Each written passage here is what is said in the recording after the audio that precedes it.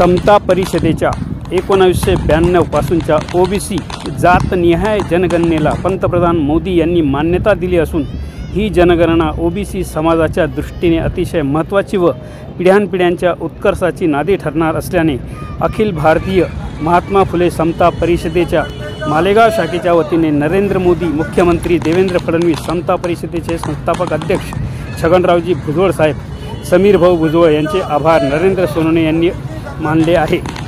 आज जो सेंट्रल गव्हर्नमेंटने म्हणजे केंद्र शासित गव्हर्नमेंटने यांनी जो निर्णय घेतला आहे जातीनिहाय जनगणना, ही आम्ही त्यांचा आभार मानतो। या लढ्यासाठी सर्व ओबीसी संघटनेचे सर्व पदाधिकारी 2 वर्षापासून लढत होतो, पण हा निर्णय हा तळागाळातल्या ओबीसींना त्यांच्या न्याय हक्कासाठी तो कुठल्याही समाजाचा असो त्याला नोकरीमध्ये आरक्षण, शिक्षणामध्ये आरक्षण, राजकारणामध्ये आरक्षण, ही आता खरी देशात ही जनगणना झाल्यामुळे याच्याने प्रत्येक जातीला हा न्याय मिळाला आहे, असं आम्ही सेंट्रल गव्हर्नमेंटचा आभार मानतो।